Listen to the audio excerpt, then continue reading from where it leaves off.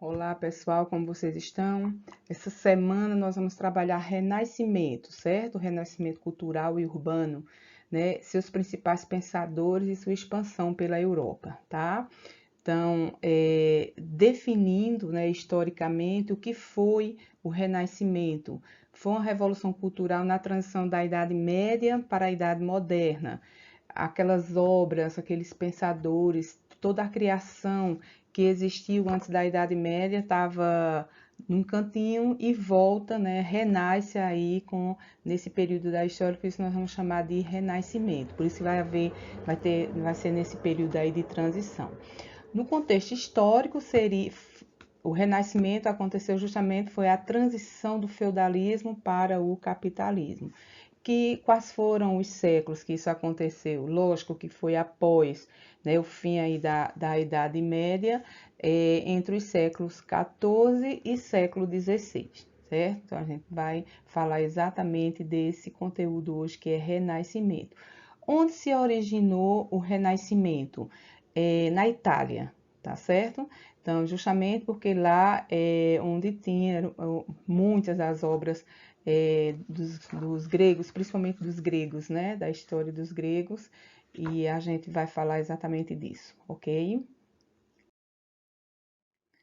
Então, quais foram os fatores, né, as causas, os fatores que levaram ao renascimento, renascimento cultural, tá certo? Foi a crise do feudalismo, exatamente porque com a crise do feudalismo a gente tem o fim da Idade Média, o renascimento comercial e urbano, o fim da Idade Média leva justamente ao surgimento do comércio né, das cidades, o retorno, né, à cidade, à urbanização, o fortalecimento da burguesia. Essa burguesia nasce aí no fim da Idade Média, essa burguesia comercial, vai ser ela que vai financiar essa ideia aí do Renascimento, e surgem os mecenatos, né? O que seria eles? Patrocínio e proteção de artistas e intelectuais por burgueses, nobres e papado, tá certo? Então a gente vai falar.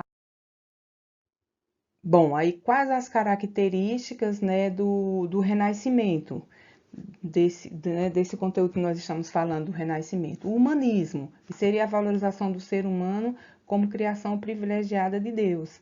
O antropocentrismo, que seria a ideia de que o homem se encontra no centro do universo, né, e não mais o teocentrismo, que vivíamos, né, o teocentrismo na Idade Média, Deus como centro. Aqui passa a ser o homem, né, se encontra no centro do universo. O individualismo, que seria a valorização da capacidade de criação, isso é algo bem individual. Enquanto na Idade Média a gente sabe que tudo teria que ter uma conotação religiosa e nem todos tinham as mesmas habilidades. O racionalismo, que seria a sobreposição da ciência, ou seja, o experimentalismo, as experiências, ou seja, o uso justamente da razão aí para poder explicar as coisas. O naturalismo, que retrata fielmente homens e animais nas artes. O hedonismo, que seria a valorização dos prazeres do corpo e do espírito. O cientificismo, que seria a valorização da ciência, porque a ciência passa, né, está em primeiro lugar, não mais a religião e sim a ciência, né, por isso o racionalismo aí. O empirismo, que é a valorização do saber científico, e a inspiração na cultura clássica, no mundo grego-romano, como eu disse a vocês, por isso o renascimento, que é a volta aí, né, dessa cultura clássica, da inspiração justamente nessa cultura clássica para dar prosseguimento a novas criações, tá certo? Então, baseado justamente aí no mundo grego-romano, como eu havia citado.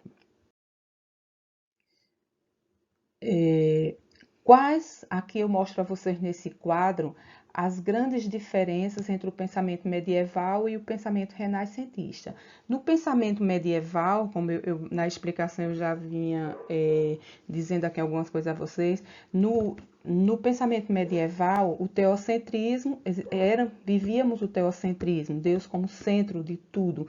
Por isso, tudo tinha que ter uma conotação religiosa, senão o artista, né, a criação ou a criatura seria perseguido se não fosse com uma conotação religiosa. Já no pensamento renascentista é o antropocentrismo, o homem como centro, então não vai ter, né, essa coisa aí da perseguição. A verdade, no pensamento medieval, a verdade ela está justamente na Bíblia, ela é bíblica e independente dessa verdade, ela vai ter uma explicação religiosa e no pensamento renascentista, essa verdade ela vai aparecer através dos experimentos, das observações, né, com o uso aí da razão, da ciência, né? No pensamento medieval, a vida material é sem importância, mas vale salientar que é para alguns, né? Já no pensamento renascentista, a vida terrena e material também é importante. No pensamento medieval, há um conformismo de você se conformar com o que tem, com o que é, com o que está passando, enquanto no pensamento renascentista há a crença no progresso. Então, você tem como mudar de situação, de melhorar, de criar, enfim. No pensamento medieval, a natureza é fonte de pecado, né? Enquanto no pensamento renascentista, a natureza, ou seja, a beleza é onde o homem se insere, é o belo, então nada é pecado aí para, né, o pensamento renascentista.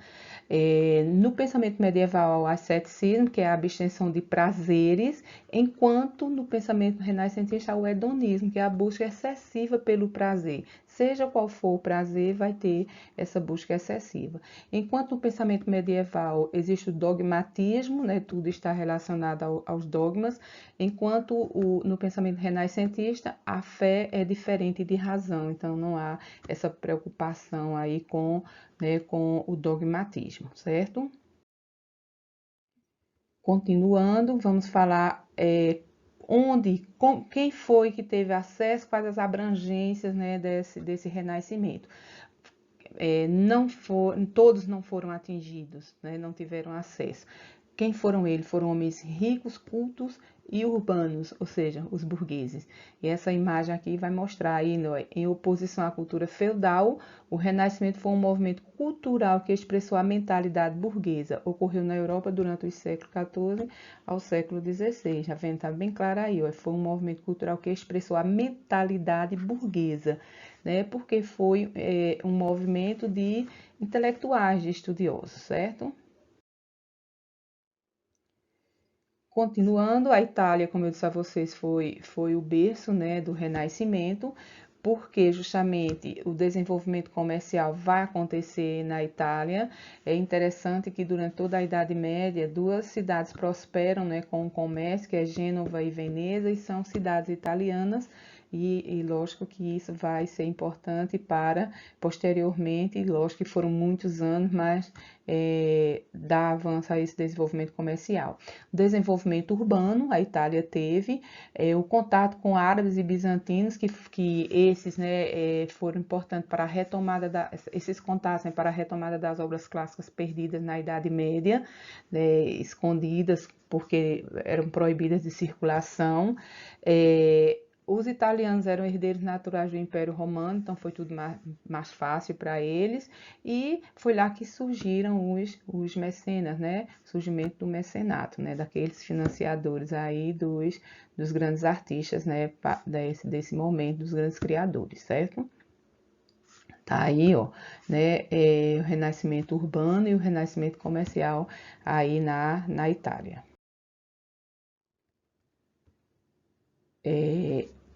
Continuando falando da Itália, na literatura italiana se destacou Dante Alighieri com a Divina Comédia, é um livro excelente, né? Eu indico para quem gosta de leitura aí.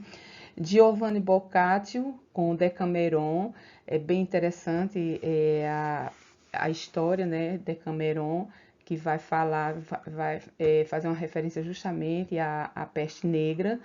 É um romance bem interessante. Nicolau Maquiavel, que vai se destacar na literatura com O Príncipe, também outro livro excelente, que vai mostrar o comportamento político da época e há ainda, né, quem se comporte como tal, como se diz, né, Maquiavel aí no Príncipe, a política se comporta ainda, tem esse mesmo comportamento do príncipe, certo? Aí eu trouxe essa imagem aí para vocês da Divina Comédia de Dante Alighieri, certo? Um livro excelente. As obras italianas, né? Quais mostrando aqui a vocês as que eu citei ali, né? O Príncipe e Decameron aí de Boccaccio, certo? Continuando, né, com as artes na Itália, como a Itália foi o berço, né, do Renascimento, eu falo, né, primeiramente da Itália. A gente vai falar de outros países, porque a gente tem a expansão da Europa, os países da Europa, mas a Itália está em primeiro lugar para a gente. Então, as artes, né, quais os italianos que se destacam nas artes? Michelangelo, com as artes, né, Davi, Moisés e Criação de Adão, que daqui a pouco eu vou mostrar a vocês. Rafael Sanzio, com a Escola de Atenas e a Madonna Sistina. Sandro Botticelli, com o Nascimento de Vênus e a Alegoria da Primavera, e Leonardo da Vinci, com Mona Lisa, acho que é a obra mais conhecida do mundo, Santa Ceia e Virgem dos Rochedos. Gente, esses artistas aqui, eles têm muitas outras, né, outras artes. Eu só coloquei aqui algumas porque a gente tem que resumir, tá certo? Mas aí vale, se você quiser pesquisar, né, vale a pena para você ficar mais por dentro do Renascimento e dos artistas que se destacaram aí na Itália, né, nas artes, certo?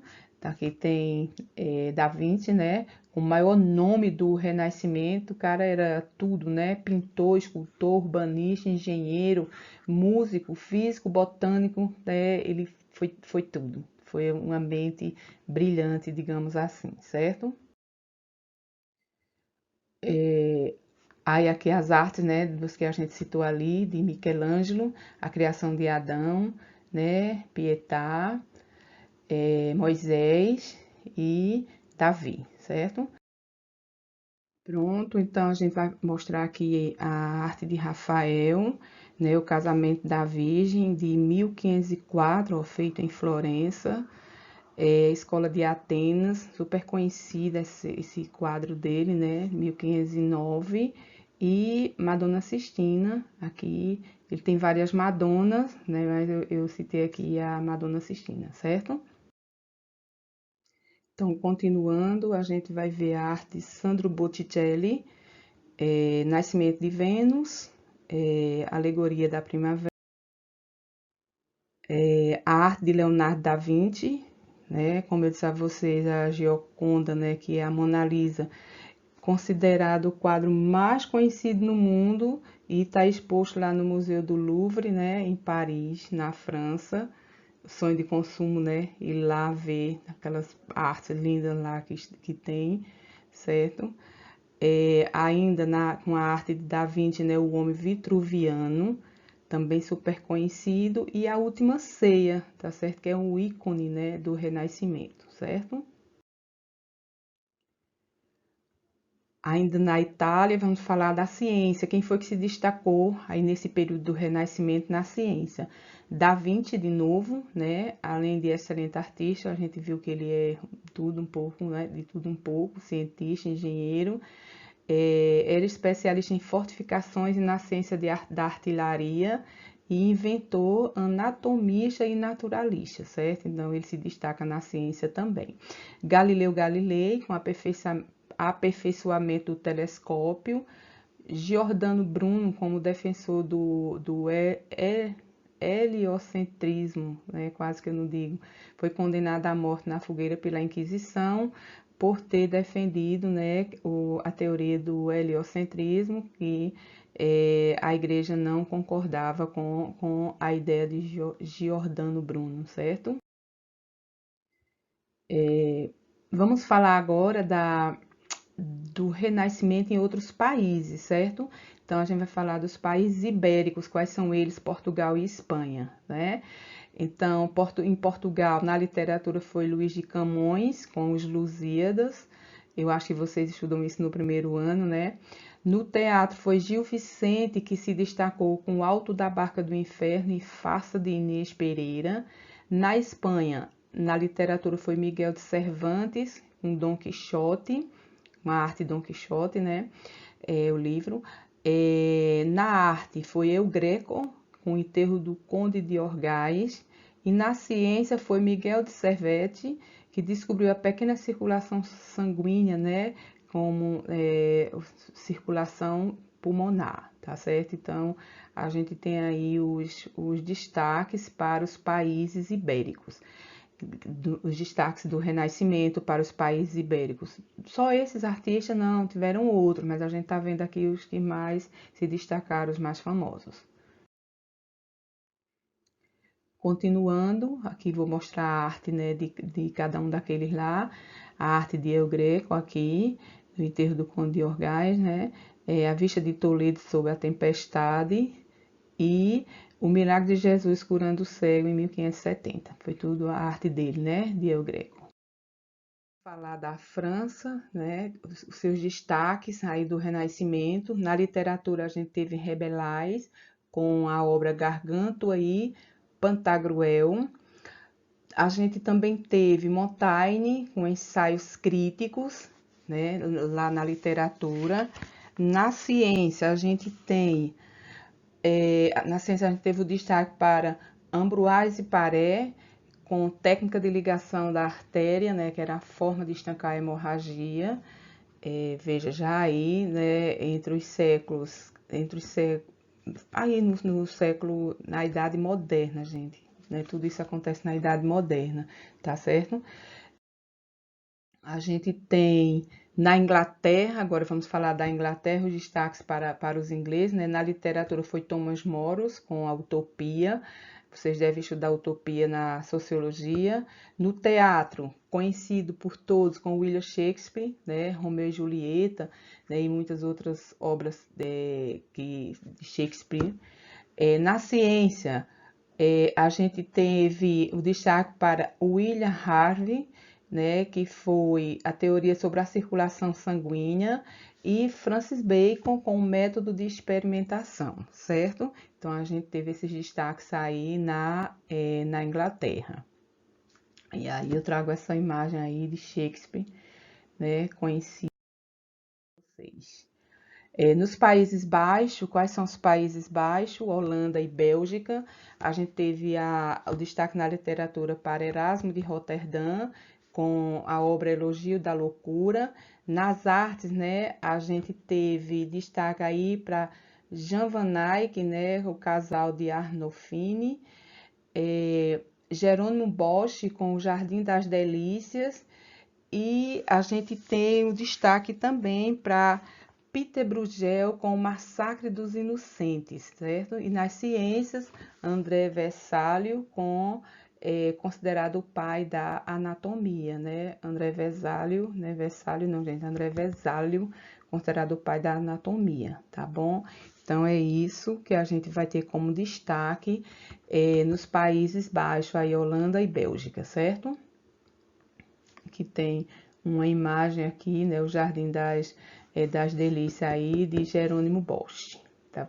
Obras bem, né, bem diferente, bem afrontosa às obras que eram criadas, existentes durante toda a Idade Média, tá? Então, a Idade moderna, com o pensamento renascentista, a mudança ela é absurda. Vamos falar de outros países, né? A gente já está finalizando aí o conteúdo, é um conteúdo pequeno. Outros países, a Polônia teve o destaque para Nicolau Copérnico, né? Com a teoria heliocêntrica, ou seja, que o Sol é o centro do sistema solar. A gente teve um destaque também para a Alemanha, com a pessoa de Johannes Kepler, né? Johannes Kepler, da órbita elíptica dos planetas. Johannes, ele vai ter esse destaque aí na Alemanha. E na Suíça, a gente tem Paracelso, que foi o precursor da farmacologia, certo? Então, a gente vê que há um destaque em toda a Europa. Por isso, o conteúdo é principais pensadores e sua expansão por toda a Europa. Veja que eu citei vários países aí da Europa, né? A Itália é o berço, mas os outros têm os seus destaques também. Continuando, a gente chegou ao fim do nosso conteúdo. Eu espero ter ajudado, eu espero que vocês tenham compreendido aí o conteúdo, Renascimento. Então, é isso. Até a nossa próxima aula, né? Eu trouxe uma mensagem aqui de Shakespeare, já que a gente falou dele, e ele vai dizer para a gente aqui, ó. Eu aprendi que são os pequenos acontecimentos diários que tornam a vida espetacular. Então vamos fazer isso, né? Dos nossos pequenos acontecimentos, para que a gente possa fazer da vida ela o mais espetacular possível. Então vamos valorizar as coisas pequenas também. É isso, gente. Até a próxima aula, se Deus quiser, certo?